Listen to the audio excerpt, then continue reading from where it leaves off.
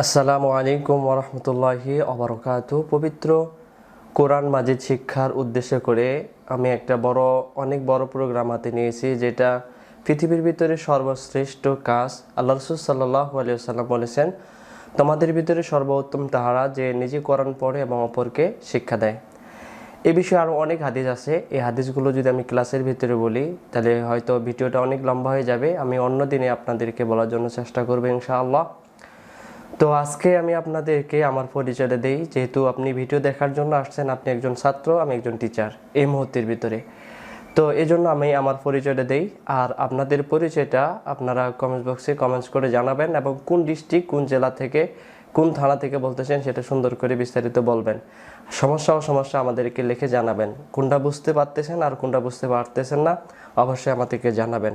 আর এটা কথা বলে রাখি, আমাদের এই ভিডিওর ডিসক্রিপশন বক্সে একটা চ্যানেলের লিঙ্ক দেওয়া থাকবে।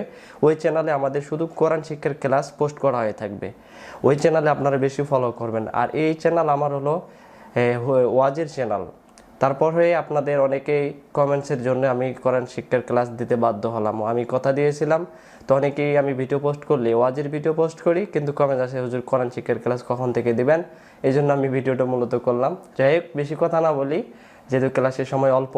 আর আপনাদের যদি কাজ থেকে থাকে, আমি আপনাদেরকে সাজেস্ট করব আপনি ওই কাজটা করে তারপরে ভিডিওটা প্লে করে এই ভিডিওটা মন দিয়ে ক্লাস করবেন। আসলে আমরা কোরআন শরীফ যারা পড়তে পারি না, আমাদের ভাগ্য অনেক খারাপ। আমরা যতগুলো সময় বাংলার পিছনে দিয়েছি, এতটুকু সময় আমরা কখনোই আরবি পিছনে দেইনি। এখন যারা আমরা বড় হয়েছি, শুধু আমাদের মনের ভিতরে এতটুকু হয়, আমি যদি কোরআন শরীফ আগে শিখতাম, আমি যদি শিখতে পারতাম, তাহলে আমার অনেক উপকৃত হতো। তো আমরা কোরআন শরীফ যেহেতু পড়তে পারি নাই, আমরা অনেকেই উস্তাদ পাই না, ভালো উস্তাদ পাই না, বা আমাদের সময়ের সংকীর্ণতার কারণে আমরা শিখতে পারি না। যেটাই সমস্যাই হোক না কেন, যেহেতু এখন আমরা বেঁচে আছি, আমরা মরে যাইনি, এই জন্য আমরা কোরআন শিক্ষা গ্রহণ করে যেন আমরা কবরে যেতে পারি। আমাদের 30টি ক্লাস আমি করব, তার ভিতরে আজকে প্রথম ক্লাস। আজকে অল্প ক্লাস করব। 30টি ক্লাসের মাধ্যমেই আমি আপনাদেরকে পবিত্র আল কোরআনুল কারীম শিক্ষা দেওয়ার জন্য চেষ্টা করব। আর ভিডিওটি যদি কোনো জায়গায় বুঝতে না পারেন, অবশ্যই আপনারা আমাদেরকে জানাবেন কমেন্টস করে। আর কিছুক্ষণ পর যেখানে বুঝতে পারবেন না, ওই জায়গায় বাংলা লেখাগুলো আপনারা মোবাইলে স্ক্রিনশট নিয়ে আপনারা রেখে দিবেন, পরবর্তীতে ভিডিওগুলো দেখবেন। আর ভিডিওটি শেষ পর্যন্ত দেখে তারপরে ভিডিওটি ডাউনলোড করে 30টি ক্লাস দেখে দিবেন। অবশ্যই আপনি কোরআন শরীফ ইনশাআল্লাহ শিখতে পারবেন। তো আমরা প্রথমেই কোরআন শিক্ষার শুরু করব। আমি বলবো, আপনারাও অবশ্যই উচ্চারণ করে বলার জন্য চেষ্টা করবেন। আউযু বিল্লাহি মিনাশ শাইতানির রাজীম। বিসমিল্লাহির রহমানির রহিম। রব্বি জিদনি ইলমা। বলেন, রব্বি জিদনি ইলমা, রব্বি জিদনি ইলমা। আল্লাহ রাব্বুল আলামিন আমাদেরকে পড়ার মতো তৌফিক দান করুন। এখানে লক্ষ্য করেন, আরবি অক্ষর 29টি, মাখরাজ 17টি, সতর্কমূলক অক্ষর 15টি। আরবি অক্ষর কোনটা? যেটা আলিফ, বা, তা, সা, এগুলো হলো 29টি। এর ভিতরে মাখরাজ 17টি। মাখরাজ হলো যে অক্ষরটা যে স্থান থেকে উচ্চারিত হয় তাকে মাখরাজ বলে। মাখরাজ হলো উচ্চারণের স্থান। মাখরাজের শাব্দিক অর্থ হলো উচ্চারণের স্থান। যেমন আপনাদেরকে বোঝায়, যেমন সা জিহ্বার আগা, সিন এটা অন্য জায়গা, এটাকে বলা কোনোটা জিহ্বার আগা, জিহ্বার গোড়া, গলা, হলক থেকে, এটাকে মাখরাজ বলা হয়। তাহলে মাখরাজ কয়টি? 17টি।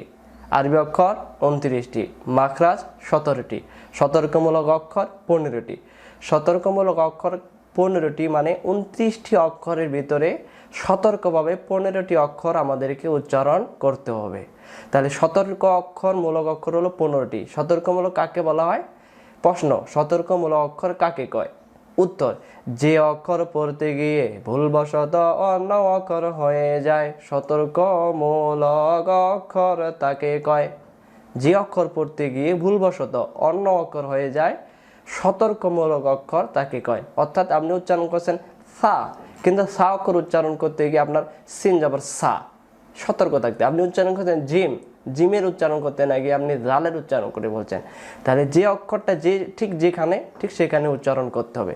যেমন আমরা জানি বাংলাতে, যেমন এই লেখাটা লেখেন এইখানে আপনি এইখানে এটা দিয়ে বোঝাই দিই, এখানে লেখা আছে আলিফ, শেষে ফ অক্ষরের দরকার। এই ফ অক্ষরের পরিবর্তে যদি আমি এখানে বা অক্ষর লাগাই তাহলে এর উচ্চারণ হবে আলিফ। তাহলে এই অক্ষরটা যেখানে দরকার ঠিক সেখানে বসাইতে হবে, এক অক্ষরের জায়গায় আরেক অক্ষর পড়া যাবে না, এটাকে সতর্ক থাকতে হবে। এটাকে সতর্কমূলক অক্ষর বলা হয়। আশা করি বুঝতে পারছেন। পরের ক্ষেত্রে আসি, অক্ষর শিক্ষা 4 মাসের কৌশল হলো 5টি। তাহলে আমি আপনাদেরকে তিনটির মাধ্যমে আমি শিক্ষার জন্য চেষ্টা করবো ইনশাল্লাহ। আপনারা এটা স্ক্রিনশট নিয়ে এটাকে রেখে দিবেন, হ্যাঁ পরবর্তী আপনারা এগুলো ভেঙে ভেঙে পড়ার জন্য চেষ্টা করবেন ইনশাআল্লাহ। আল্লাহ তাআলা আমাদেরকে তৌফিক দান করুন বলে আমিন। অক্ষর পরিচয়, উপর থেকে নিচের দিকে খাড়া টান, আলিফ তার নাম, আলিফ তার নাম। এই যে উপর থেকে নিচের দিকে খাড়া টান, এটা আলিফ তার নাম। আমরা যারা অনলাইনে আসছি অবশ্যই আলিফকে আমরা চিনি। আরেকটা আলিফ হলো, এই আলিফটাকে আমরা অনেকে চিনি, এটাকে লাম বলে পড়ি। অথবা খাড়া দাগে নিচের দিকে ডানে টান, আলিফ তার নাম, আলিফ তার নাম। এটাও আলিফ, এটাও আলিফ। হয়তো আপনি বুঝতে পারতেছেন। তাহলে আলিফ হলো 2 রকম। বলেন কয় রকম? 2 রকম। একটা হলো আলিফ এরকম, আর একটা আলিফ হলো উপর থেকে নিচের দিকে ডান দিকে টান, আলিফ তার নাম। তো এই আলিফ অক্ষরটা আমাদের অনেকের উচ্চারণ করতে পারি, এটাকে লাম ধরে বলি। মনে রাখবেন, উপর থেকে নিচের দিকে আর ডান দিকে টান, এই দিকে টান দিতে হবে, এই দিকে। এটা হলো আলিফ। আরটাও দেখাই আপনাদেরকে। এই যে আলিফ, এই যে উপর থেকে নিচের দিকে এই দিকে টান, এটা হলো তা, এই যে এটা হলো আলিফ। আরেকটু দেখাই, এটা হলো বা, আর এটা হলো আলিফ। তাহলে উপর থেকে নিচের দিকে ডানে টান, আলিফ তার নাম। তাহলে অক্ষরের নাম আলিফ। এটাও আলিফ, এটাও আলিফ। এবার আসেন আমরা উচ্চারণ করব। এটাও আলিফ, এটাও আলিফ। প্রথম লাইন শুরু করলাম, প্রথম ক্লাস। অবশ্যই মনোযোগী হবেন। আপনারা বুঝতে পারতেছেন কিনা আমি জানি না, আমাদেরকে জানাবেন। আজকে প্রথম ক্লাস। হ্যাঁ, এটা হলো আলিফ, এটাও আলিফ, এটাও আলিফ। এখানে উপরে যে চিহ্ন আছে এটা হলো জবর, এটা হলো জের, এটা হলো পেশ। আবারও এটা হলো জবর, জের, পেশ। আবার জবর, জের, পেশ। আবার জবর, জের, পেশ। তাহলে উপরে থাকলে জবর, ওই চিহ্নটা নিচে থাকলে জের, ওই চিহ্নটাই উপরে থাকলে পেশ। এবার আসেন, আলিফের উপরে যদি জবর হয় আলিফটাকে হামজাহ বলতে হবে। কি বলতে হবে? হামজাহ বলতে হবে। এইখানে লক্ষ্য করেন, প্রশ্ন লেখা আছে, আলিফ কখন হামজা বলা হয়? উত্তর, আলিফ যে যখন হারকাত আর সুকুন তানবিন পাওয়া যায় আলিফকে তখন হামজা বলা হয়। হারকাত মানে জের জবর পেশের নাম হারকাত। জের জবর পেশকে হারকাত বলা হয়। হারকাতের উচ্চারণ তাড়াতাড়ি পড়তে হয়। যতগুলো যেখানে কোরআন শরীফে শুধু জবর, শুধু জের, শুধু পেশ, এই 3টা চিহ্নের সমন্বয়ে এটাকে হারকাত। জেরও হারকাত, জবরও হারকাত, পেশও হারকাত। জেরের উচ্চারণ তাড়াতাড়ি, জবরের উচ্চারণ তাড়াতাড়ি, পেশের উচ্চারণ তাড়াতাড়ি। এবার আসেন, জের জবর পেশকে হারকাত বলা হয়, হারকাতের উচ্চারণ তাড়াতাড়ি পড়তে হয়। এবার আসেন, এখানে আরেকটু শিক্ষা বাকি আছে। এটাও আলিফ, এটাও আলিফ। এই আলিফের উপরে যদি জবর হয় আলিফের নাম হামজা। আলিফের নিচে জের থাকলে আলিফের নাম হামজা। আলিফের উপরে পেশ থাকলে আলিফের নাম হামজা। এখানে বুঝি আলিফে কোনো কিছু নেই, জবর নাই, জের নেই, পেশ নেই, কিছু নেই, এটাকে আলিফ। আলিফের মধ্যে যখনই জবর হয় আলিফের নাম হামজা বলতে হয়। আবার যদি এখানে জবর না থাকতো এটাও আলিফ, এটা আলিফ, কারণ জবর নেই। এখানে যদি একটা জবর দেওয়া থাকতো এই আলিফের নাম হামজা হয়ে যেত। তাহলে আমরা বুঝলাম কি, এটা আলিফ, এটাও আলিফ। আলিফ দেখতে 2 রকম। এই 2 রকম আলিফের উপরে যদি জবর জের পেশ দেওয়া থাকে আলিফটাকে তখন হামজা বলতে হবে। আশা করি বুঝতে পারছেন। আরেকটা উদাহরণ দিয়ে বলি, যেমন ডাক্তার, ডাক্তারকে আমরা দেখলে বুঝতে পারি কেমনে? ডাক্তারের গায়ে পোশাক থাকে। পুলিশকে আমরা চিনতে পারি কি? পুলিশের গায়ে পোশাক থাকে। তাহলে আমরা পুলিশকে চিনি কিভাবে? তার গায়ে পোশাক থাকার কারণে আমরা তাকে বলি পুলিশ। আলিফকে আমরা আলিফ বুঝবো, আর আলিফের উপরে জবর জের লাগার কারণে এই পোশাক থাকার কারণে আলিফের নাম সম্মানিত হয়ে হামজা হয়ে গেছে। তো আমরা উচ্চারণ করি হামজা জবর আ। আরেকটি কথা প্রথম ক্লাসে শুরু করে বলি, আমি আপনাদেরকে বানানের 3টি উপায়ে আপনাদেরকে শেখাবো। প্রথমে বানান করব, পরে বানান শব্দে শব্দে, পরে উচ্চারণ করে আমি পড়ার জন্য চেষ্টা করব। আপনার ক্লাসগুলো পড়লেই পরে বুঝতে পারবেন ইনশাল্লাহ। হামজা জবর আ, হামজা জের ই, হামজা পেশ উ, আ, ই, উ, বলেন আ, ই, উ।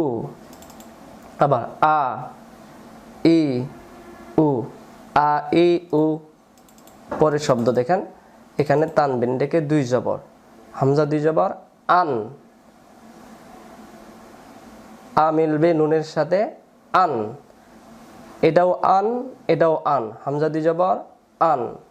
হামজা নুন জবর, আন। এটাও আন, এটাও আন। তাহলে আমরা প্রথম শব্দ বলি আ, ই, উ, আন। এটাও আন, ইন, হামজা 2 জের, ইন। পরে সমান সমান দিয়ে দিয়েছে, এটাও ইন। এখানে একটু শিক্ষা বাকি আছে, আমি একটি ক্লাস করবো এটাই বিস্তারিত। আজকে প্রথম ক্লাস, আমি অল্প সময়ের ভিতরে শেষ করব। বেশিক্ষণ সময় নিলে পরে ক্লাস আপনারা হয়তো নাও করতে পারেন, এই জন্য আমি সহজ ভাষায় বোঝাচ্ছি। হামজা 2 পেশ, উন। হামজা নুন পেশ, উন। হামজা 2 জের, ইন। হামজা নুন জের, ইন।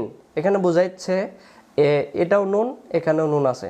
তা আমরা উচ্চারণ ডাইরেক্ট করি, আন, আন, ইন, ইন, উন, উন। 2 জবর, 2 জের, 2 পেশকে তানবিন বলা হয়। তানবিনের উচ্চারণ তাড়াতাড়ি পড়তে হয়। জের জবর পেশকে হারকাত বলা হয়। হারকাতের উচ্চারণ তাড়াতাড়ি পড়তে হয়।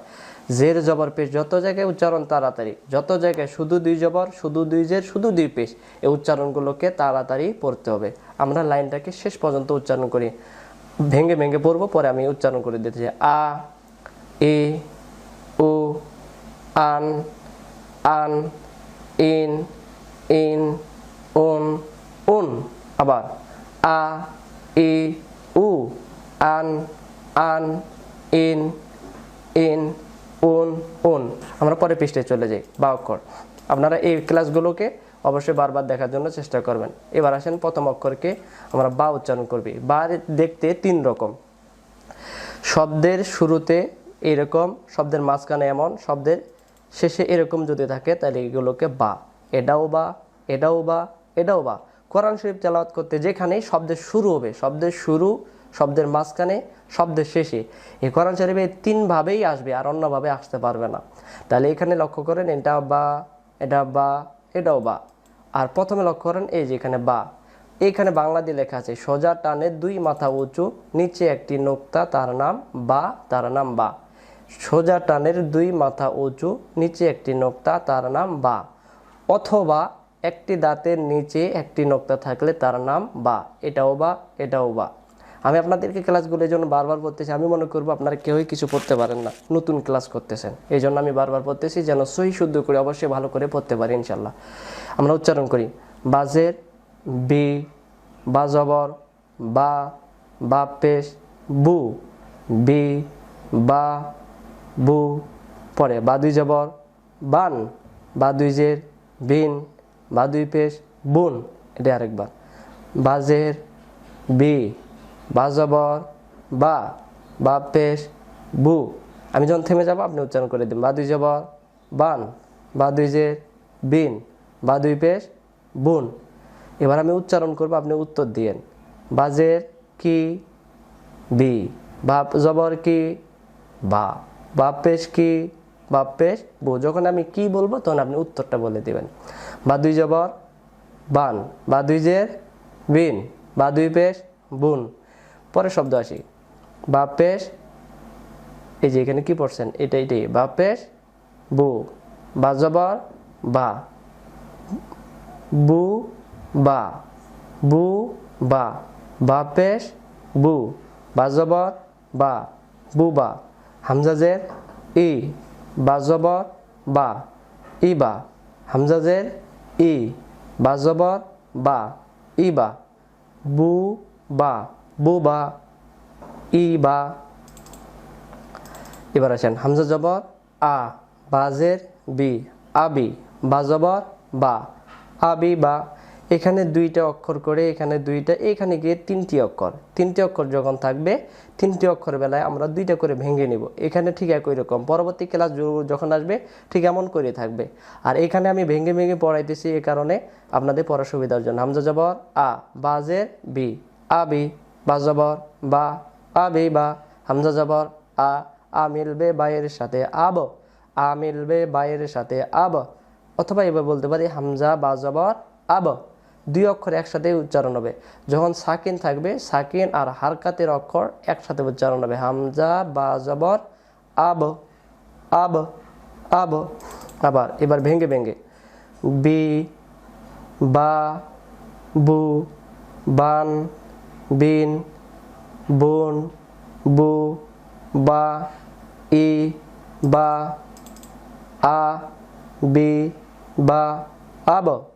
আবার বি, বা, বু, বান, বিন, বুন, বু, বা, ই, বা, আ, বি, বা, আব, আব।